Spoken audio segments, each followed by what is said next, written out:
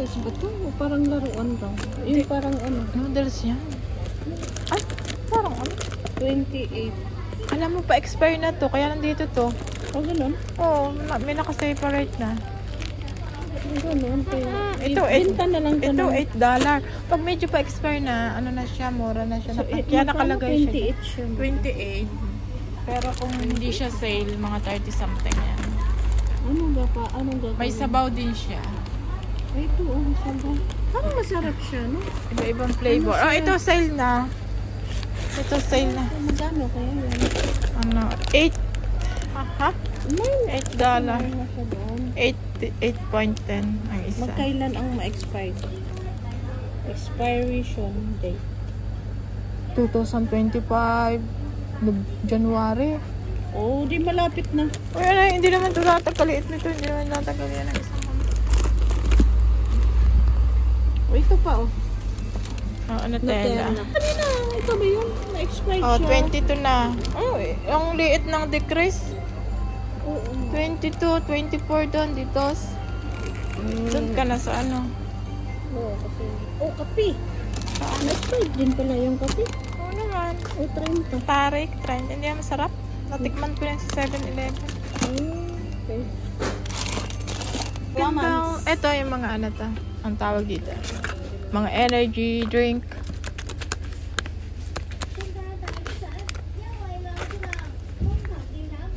Jelly. Jelly. Nata di coco. Nata di coco ba yan? Oo. Gusto ka na. Di ba ako nakatikim nito? Sarap.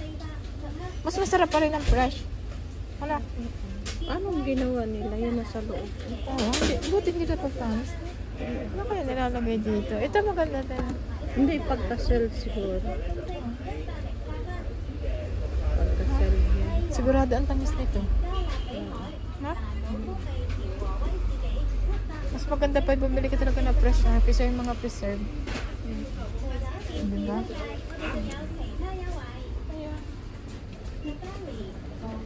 Pocari. Oh, white. Grabe. Ah, masarap yan. Grabe. Hindi siya nawawala talaga sa ano.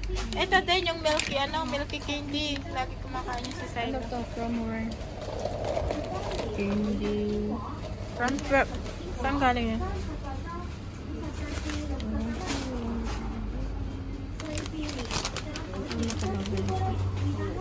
Parang Pinas lang may... China. Uy, parang Pinas lang may Oishi, oh. Tara, Oishi. Oishi. Ito, Parang Pinas lang na. 642, 1142. Ah, ito pala yung malaki, $99. Yan, malaking ano siya, Lendor. Kahit maano siya. Kahit matuna siya, patigasin mo lang ulit. Masarap pa rin. 3 colors. Pwede tayo mamili ng 3 colors. Pero same lang ang lasa. Ah, merong pink. Ayan siya, strawberry. Strawberry creamy. Ayan siya, guys. At meron pang strawberry smooth white. Same lang naman ang lasa kahit ano. Ayan, eto mura lang. 33 hanggang dollar. Ayan, marami tayong choices. Lalo na pag Chinese New Year. Maraming mga sale. Eto, pwede na siyang pang regalo. Chocolate din siya. Pero di mo kita ang loob, nakabalot na. Eto, ano siya? Roca. Casio Roca. Sobrang tamis. Hindi ako nabili niyan. Godiva masterpiece. For only $40.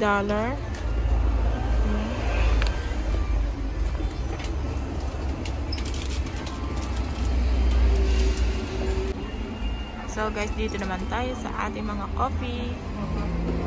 Meron tayong Starbucks coffee. Hindi na tayo natin kailangan pumunta sa Starbucks. Yan. Meron tayong cappuccino. Cappuccino white.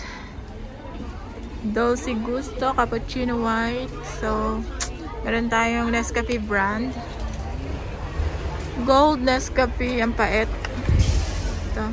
Pero same lang siya pagka nilagyan ng ano. So, ganito yung pinaka...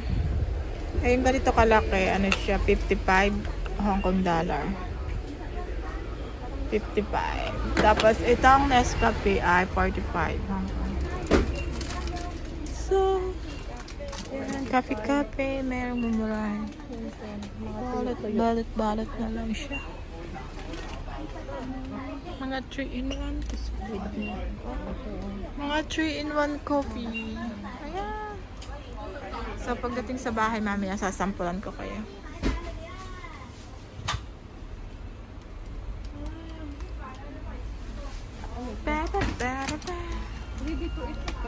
Ano naman? Parang ano ko, pwede pang naman to.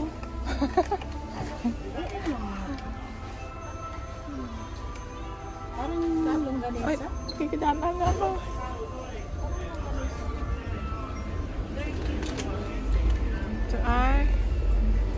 Ito ito yung mga ano, yung mga sinasala coffee. Masarap siya, mapait. Mapait, sobrang pait. So, meron siyang 3 flavor. Ito naman ay, ano, mga 3-in-1 coffee. Ang bait tong asa, oh. Dogs. So, nakapang ano siya, Christmas, ano.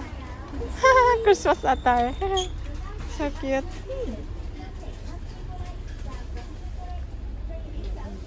Bait niya, na. Ay, tindo, oh.